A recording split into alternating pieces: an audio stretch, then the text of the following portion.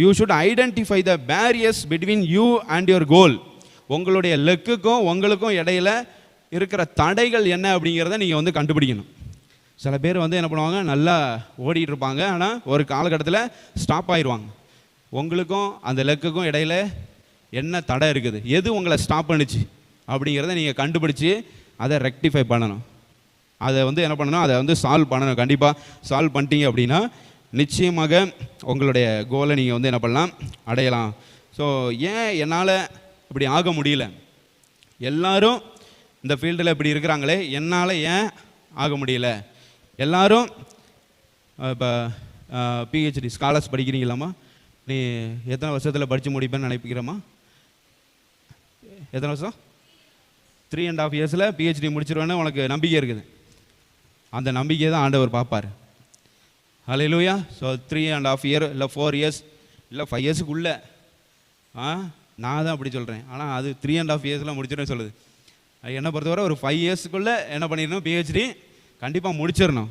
So அதுதான். So அது அப்போ வந்து அதை முடிக்க முடியலன்னா நமக்கும் அந்த ஸ்காலர் ஆக முடியாததுக்கும் இடையில என்ன தடை இருக்கிறதுன்னு பார்க்கணும். எல்லா டிபார்ட்மெண்ட்டும் அப்படி தான். இன்ஜினியரிங்னா 4 வருஷம், 4 வருஷத்தில் இன்ஜினியரிங் முடிச்சிடணும். சில பேர் இழுத்தடிச்சு 10 வருஷமாக ஆக்கிட்டு இருப்பான், எழுதிக்கிட்டே இருப்பான். வந்து அரியர் எழுதி உட்காந்து வருஷக்கணக்கில் வந்து ஒவ்வொரு வருஷமும் வந்து எழுதிட்டு இருப்பான். சர்டிஃபிகேட்டாக வாங்க மாட்டான். கடைசி வர வேலையிலலாம் போய் ஜாயின் பண்ணிடுவான், ஏதோ ஒரு பிஸ்னஸ் பண்ண ஆரம்பிச்சிருவாங்க எல்லாம். ஆனால் பிஇ சர்டிஃபிகேட் அவன் கையிலே இருக்காது.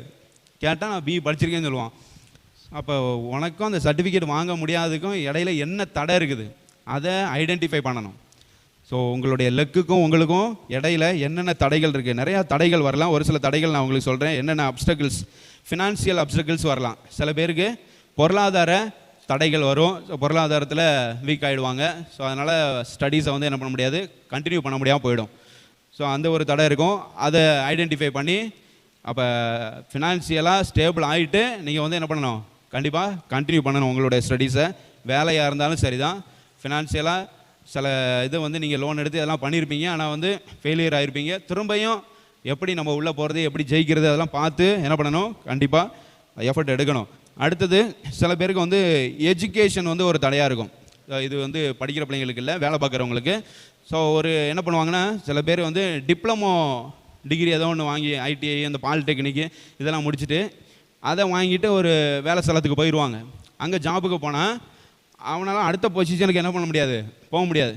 டிப்ளமோவை தானே வாங்கியிருக்க, இதிலே தான் நீ இருக்கணும்னு சொல்லிடுவான். நீ அடுத்த லெவலுக்கு போனால் கண்டிப்பாக என்ன சர்டிஃபிகேட் வேணும், பிஇ சர்டிஃபிகேட்டு வேணும் அப்படிமா. அப்போ நிறைய பேர் நீங்கள் அப்படி படிக்கிறதெல்லாம் பார்த்துருப்பீங்க கரஸ்பாண்டண்ட்டில். இல்லைனா அங்கே அதை கட் பண்ணிவிட்டு இங்கே வந்து ரெகுலராக வந்து படிக்கிற பசங்களெல்லாம் நீங்கள் வந்து என்ன பண்ணியிருப்பீங்க, பார்த்துருப்பீங்க. ஸோ எஜுகேஷனலாக வந்து நிறைய பேருக்கு வந்து என்னென்னா அப்டக்கிள்ஸ் இருக்கும். அடுத்த லெவலுக்கு போக முடியாது அவங்களால. டிப்ளமோவை மட்டும் படிச்சுட்டு உள்ளே போயிருப்பாங்க. இப்போ அடுத்த லெவல் போகணும் அப்படின்னா கண்டிப்பாக நீங்கள் வந்து படித்து தான் ஆகணும் அப்படிங்கிறப்ப. ஸோ எஜுகேஷனல் குவாலிஃபிகேஷன் உங்களுக்கு ஒரு தடையாக இருந்தால் அதை பார்த்து நீங்கள் வந்து என்ன பண்ணணும், அதை ரெக்டிஃபை பண்ணணும். அந்த ட்ரைனிங் நீங்கள் வந்து என்ன பண்ணணும், எடுத்து தான் ஆகணும். அந்த எஜுகேஷனை முடிச்சு தான் ஆகணும். அது ஒரு தடையாக இருக்கலாம். அடுத்தது சில பேருக்கு வந்து இமோஷ்னல் அப்டக்கிள்ஸ் இருக்கலாம். இமோஷ்னலாக வந்து என்ன பண்ணிடுவாங்க, அப்படி ஒரு இதில் வந்து அப்படி நின்றுவாங்க. சில வீட்டில் வந்து ஏதாச்சும் ஒன்று நடக்கலாம், இமோஷ்னலாக ஸ்டன் ஆகி அது அடுத்த லெவல் போக முடியாமல், ஸ்டடீஸை கண்டினியூ பண்ண முடியாமல் அப்படின்னு அந்த இமோஷ்னல் பேரியர்ஸ் எல்லாம் வந்து என்ன பண்ணணும், ஓவர் கம் பண்ணணும். இமோஷ்னல் எந்த உணர்ச்சிகளையும் உங்களுடைய ஸ்டடீஸை, உங்களோட லெக்கை வந்து அடைவதற்கு தடையாக இருக்கக்கூடாது. இமோஷ்னலாக ரொம்ப என்ன பண்ணாதீங்க, அட்டாச்சு ஆகிடாதீங்க. அது ஏதாவது பிரேக்கப்பு, ரிலேஷனல் கோல், ரிலேஷனல் பேரியரும் இருக்குது. So emotional barrier, relational barrier. So relational barrier தான் இந்த பிரேக்கப்லாம் வரும். பிரேக்கப் ஆனாலும் அவ்வளோதான், அப்படியே சைக்கோ மாதிரி உட்காந்துருவாங்க. அடுத்து என்ன பண்ணுறேன்னு தெரியல, அப்படியே ஒரு மாதிரி ஒரு போதைக்குள்ளே போயிடுவானுங்க. அப்படிலாம் வந்து என்ன பண்ணக்கூடாது. ஸோ இமோஷ்னலாக, ரிலேஷனலாக அந்த பேரியர்லாம் உங்களை ஓவர் கம் பண்ண விடவே கூடாது. அல்லேலூயா. நீங்கள் எல்லாத்தையும் ஓவர் கம் பண்ணி உங்களுடைய கோலை நீங்கள் வந்து என்ன பண்ணணும், அடையணும். நீங்கள் வெற்றி பெறணும். அதுதான் ஆண்டவர் விரும்புகிறார். நீங்கள் வந்து ஒரு தோல்வி அடைந்து ஒரு கார்னரில் போய் உட்கார்ந்துருக்கணும்னு ஆண்டவருடைய விருப்பமே கிடையாது. அது ஆண்டவருடைய சுத்தமே கிடையாது. ஜெயிக்கிறவர்களாக இருக்கணும். அல்லேலூயா. எல்லா பேரியர்ஸையும் வந்து என்ன பண்ணணும், ஓவர் கம் பண்ணணும். ஃபினான்ஷியலாக, எஜுகேஷ்னலாக, ரிலேஷனலாக, இமோஷ்னலாக எல்லாத்தையும் ஓவர் கம் பண்ணுங்கள். இல்லை வேறு எதுவுமா என்ன பேரியர்ஸ் உங்களுக்கு இருக்குது, நீங்கள் தான் ஐடென்டிஃபை பண்ணணும். ஐடென்டிஃபை பண்ணி அதெல்லாம் ஓவர் கம் பண்ணுங்கள். அதெல்லாம் வெற்றி பெற்று உங்களுடைய இலக்கை வந்து என்ன பண்ணுங்கள், அடையுங்க. சில பேருக்கு வந்து இங்கிலீஷ் பேசுகிறது வந்து ஒரு பேரியராக இருக்கும். ஒரு ஜாபுக்கு போகிறீங்க அப்படின்னா எனக்கு இங்கிலீஷ் பேச தெரியலையே அப்படின்னு.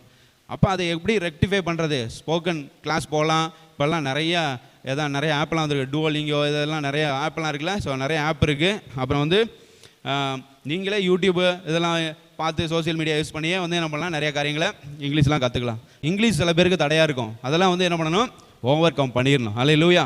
ஸோ என்ன தடை அப்படிங்கிறத வந்து பார்த்து அதை வந்து ரெக்டிஃபை பண்ணுறவர்களாக நீங்கள் வந்து இருக்கணும்.